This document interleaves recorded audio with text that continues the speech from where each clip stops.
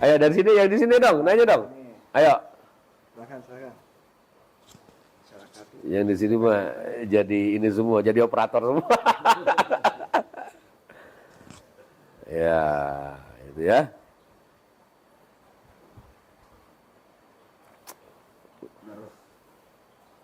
Berapa? Berapa? Dupi perkara hakikat eta teh menjadi hak setiap makhluk kan, tetapi khususon kangge wali nabi gitu rasul karena ya ulama lah gitu seininya. Kalau ukuran diri saya sendiri mungkin dugi kamarifat oge terus alhamdulillah gitu. Nah, hakikat ini secara lawan katanya ya kita berhak tidak untuk mencapai hakikat itu gitu, intinya itu aja. Nuhun Kang. Oke. Berapa gini? Tentang pencapaian ma'rifatullah. Saya pahami lagi ya, bahwa pencapaian ma'rifatullah itu bukan pencapaian akhir. Pencapaian akhir itu adalah hakikat dari ma'rifatullah itu sendiri atau dauk. Ya, mendapatkan hakikat, mendapatkan dauk rasa. Siapa yang berhak? Yang nggak boleh itu, yang sudah tidak ada itu menjadi apa? Nabi, itu selesai, finish. Di Nabi Muhammad SAW. Tapi kalau untuk menjadi seorang waliullah atau ahlul ma'rifah atau ahlul ruh, ahli ruh, ini milik semua manusia. Siapapun bisa, tergantung mujahadahnya. Gini, mengenal Allah zatan wa sifatan itu semudah membuka kopiah atau peci di kepala, gitu. Gampang. Kenal ka Wulan Guritno, can kenal dikenalkeun ke di Tiaya. Gampang kan? Semudah itu. Kenal ka artis-artis gitu. Gampang kan? Semudah itu. Kalau hanya sekedar ma'rifat. Hanya sekedar kenal. Nah, pertanyaannya, apakah itu bisa menghasilkan? Nah, nanti kalau Anas ini sudah menjadi wali, sudah menjadi ahlul ma'rifah yang mengerti tentang hakikat, maka dia otomatis menjadi seorang kekasih, gitu, Bah. Jadi diputar. Jadi kenal dulu, rasakan pengenalan itu, munculkan kerinduan pada Allah. Lalu kerjakan tugas-tugas sebagai ahli marifat di dunia. Apa itu? Mengerjakan semua perintah-perintah Nabi. Ya kan? Baru di situ dia menjadi kekasih Allah. Jadi kalau balik lagi ke pertanyaan tadi. Kenapa kok ada orang marifat tapi melakukan maksiat? Enggak jalanin hukum-hukum Nabinya. Kan itu jadi batal. Karena kita wilayahnya wilayah Anas. Hidup dalam dua dimensi. Jasmani dan rohani. Kalau balik lagi, review lagi bahwa ibadah kita itu ada ibadah jasmani dan ibadah rohani. Iya. Ada pertanyaan lagi. Mohon penjelasannya mengenai hakikat diri agar tidak lupa dengan asma Allah. Kemudian pertanyaan selanjutnya adalah apakah melihat Allah dengan mata itu diperbolehkan atas dasar karomah? Mohon penjelasannya, Ustadz. Yang mana dulu yang jawab nih? Pertama apa tadi? Bertanya sama kan? Tentang apa? Sama orangnya. Dua pertanyaan. Hakikat diri. Hakikat diri agar tidak lupa dengan asma Allah. Oke. Asma. Oke. Gini. Ini di bab pertama banget ya. Tentang hakikat manusia. Manusia itu kita ulangi lagi apa-apa ya?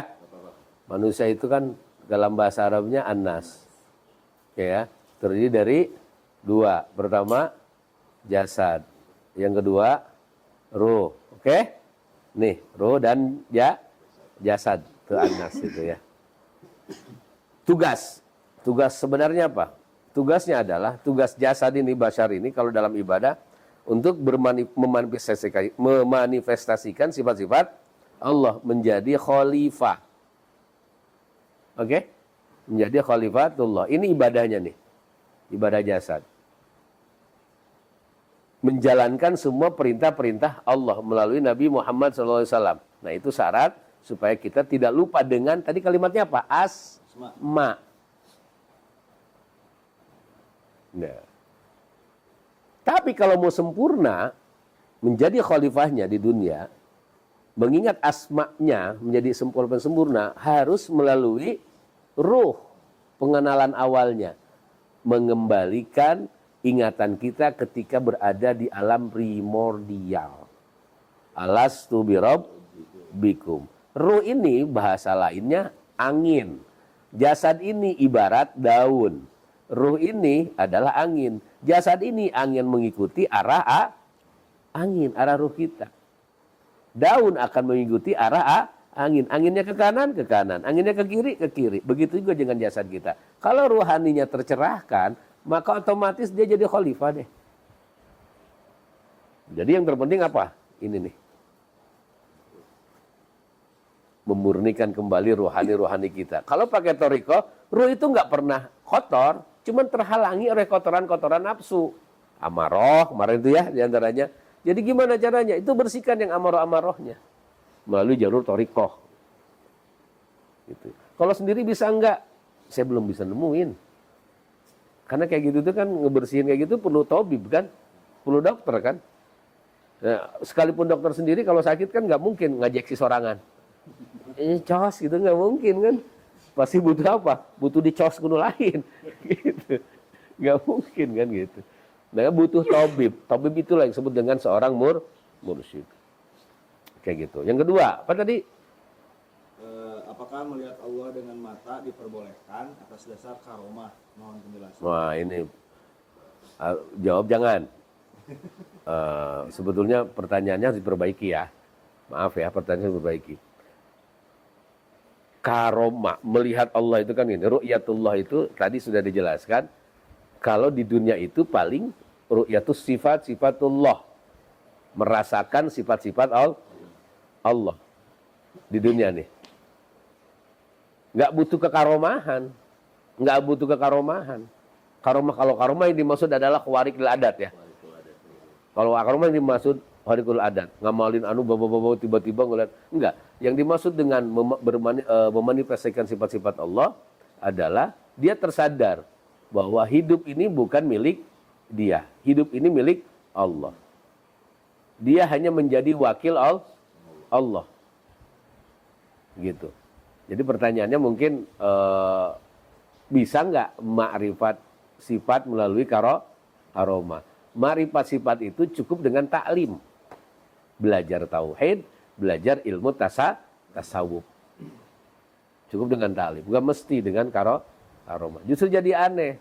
Karena banyak kejadian orang lagi wirid meskipun di ahli toriko, lagi wiridan tiba-tiba ada ngaku Tuhan. Seperti terjadi pada Tuan Syekh Abdul Qadir. Sekelas beliau aja diganggu. Tiba-tiba ada cahaya muncul lalu ngomong, sudahlah, nggak usah ibadah lagi karena kamu sudah dijamin masuk surga. Karena Syekh Abdul Qadir adalah manusia suci, kepekaannya melebihi rata-rata, lalu diberitahu oleh Allah Subhanahu wa taala bahwa itu adalah jin, kafir atau setan yang mengganggu. Ditimpuk lagi lain ku asbak ku sendal. Ditimpuk lagi. Begitu ya. Jadi hati-hati ketika wiridan tiba-tiba budi cahaya ngaku-ngaku pangeran. Oh ya, cahaya segede rice cooker. Tiba-tiba ya lapar Allah, itu hati-hati itu. Hati-hati itu. Oh, ulama gitu. Hah? Ya sama, masalahnya kan gini.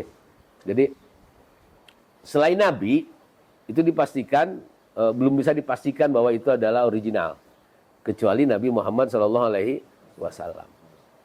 Selain Nabi ya. Kalau Nabi, satu kali, mau dua kali, mau tiga kali, itu original. Nabi Muhammad ya.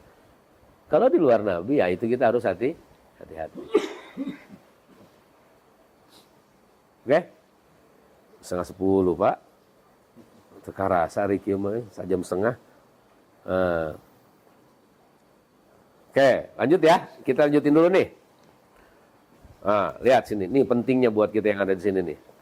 Fal waliyul kamil al-wilayatil muhammadiyatil lati hiya juz'un nubuwah kalau wali kamil itu sempurna. Wali yang sempurna, dia ngurusnya tentang wilayah Muhammadiyah, lain Muhammadiyah NU lain maksudnya ya. Nur Muhammadiyah yang di awal itu ada kolam, aras, terus gitu. Ngurusin tentang rohani intinya gitu. Wa batinuhu amanatun indahu. Batinnya adalah amanah dari sisi Allah. Laisal muradu minhu tarassama bidhahiril ilmi. Yang dimaksud ulama ahli waris di sini adalah bukanlah orang-orang yang menguasai ilmu lahiriah. Al ulama warasatul anbiya. Kalau menurut Syekh Abdul Qadir bukan yang menguasai ilmu-ilmu lahiriah secara hakikat. Kita lihat penjelasannya. Kana minal warasatin nabawiyah lakin huwa min kubayl dawil arham. Jadi gini. Tahu dalam ilmu fikih ada warisan dawil arham. Siapa yang maksud dawil arham? Ada dawil furud. Kalau dawil furud bukan ibu, anak, cucu, itu dawil furud tuh. Ayah tuh kan. Kalau dawil arham apa? Bibi, misalnya kan itu. Paman. Bibi, bibi itu kan. Paman, itu maksudnya dawil arham. Nah. Ada lagi anak, ayah, ortu ya. Itu maksudnya dawil furud.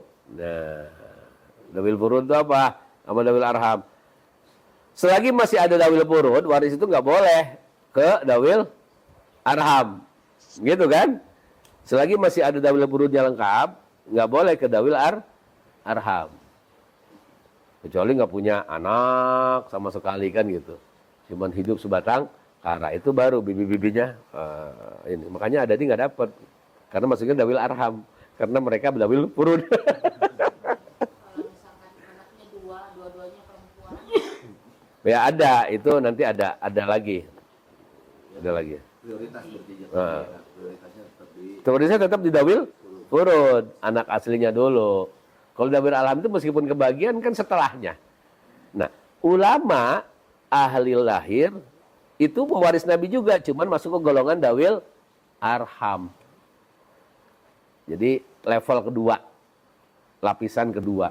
Nah, kalau fal warithul kamil may yakunu min zalatil ibni li'annahu min aqrabil asabah. Fal waladu sirrul abi zahiran wa batinan. Wa dzalika qala Rasulullah inna minal ilmi kahiyatil maknun la ya'lamu illal ulama billah fa idza nataqu bila yunkiruhu illa ahlul izzah. Nah, kalau ahli hakikat, seorang mursyid, wali sempurna, dia maksudnya ke dawil furud.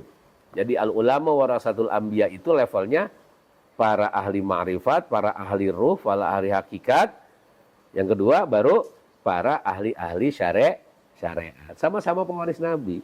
Kok malah menduana nama? Nya ahli hakikat, nya ahli syariat. Oh, itu mah ya dawil arham, ya dawil furud. Keterangannya apa dari Nabi? Di antara ilmu itu ada yang tersembunyi. Tak ada yang mengetahui kecuali ulama billah. Jika ilmu itu mereka sampaikan, tidak ada yang mengingkari kecuali orang-orang bodoh. Kata Nabi gini, ada ilmu yang ditolak. Oleh siapa? Oleh orang-orang bodoh. Ilmu tentang apa? Ilmu tentang ketuhanan. Meskipun dia ahli syariat, tapi ketika menolak tentang ilmu spiritual, ilmu tasawuf termasuk orang bodoh kalau ngambil mantik dari hadis ini. Jadi kata Nabi, ilmu itu ada dua. Ilmu umum, ilmu lahiriah, ilmu syariat, itu kan orang semua menerima. Ada satu ilmu yang kalau disampaikan itu diterima, kecuali orang-orang bodoh. Bodoh di sini apa? Cerdas. Karena sesungguhnya hidup itu harus memiliki 3 metode kan? Syariat, thariqat, hakikat. Oke, itu ya. Oke. Lanjut dulu. Wa hadha huwa sirrul ladzi studi'a fi qalbi Nabi sallallahu alaihi wasallam lailatul mi'raj fi afdhanil butuni 30 alfan. Inilah sir atau rahasia yang diletakkan di kalbu Nabi Muhammad pada Mi'raj di batinnya pada 30.000 lapisan. Lalu la yabshuha ala hadi minal ammati siwa ashabil muqarrabin wa ashabis sufa ridwanullahi ta'ala alaihim ajma'in wa nafa'ana Allah bi barakatihim afadallahu alaina min birrihim wa ihsanihim amin ya rabbal alamin. Wa birkati dzalika asirru qiyam syari'a al-mutahhara ila yaumil qiyamah. Fal ilmul batin yahdi ila dzalika sir wa kullul ulum wal ma'arif kulluha qashrun dzalika sir. Oke. Jadi inti dari paragraf ini adalah bahwa Ashabus Sufa itu sebelum Nabi Mi'raj juga ada. Para kekasih-kekasih Allah itu. Para wali-wali Allah itu udah ada. Sebelum Mi'raj Nabi Muhammad. Berarti itu membuktikan bahwa ada ilmu buhun. Di samping ada ilmu tariqah. Jadi sebelum Mi'raj Nabi ternyata sudah ada juga yang Mi'raj. Itulah para Nabi Adam. Terus zaman-zaman Fatra makanya ada ulama-ulama antara Nabi ini dengan Nabi ini. Kan gitu kan. Termasuk ada ulama yang nyimpangnya. Siapa? Uzair misalnya. Uzair yang ngaku jadi apa? Ngaku jadi anak Tuhan kan. Uzair ibnullah. Termasuk itu ulama awalnya. Uzair itu kan dididiknya langsung sama malaikat dari umur 6 tahun itu. Bahkan konon katanya dari semenjak lahir itu diurus sama malaikat. Dididiknya. Nabi Musa biasa aja. Tapi yang jadi nabi siapa? Nabi Musa. Yesus sebut dengan Musa Samiri itu kan Uzair itu. Musa Samiri kan. Kan ada filmnya kan Musa Samiri kan.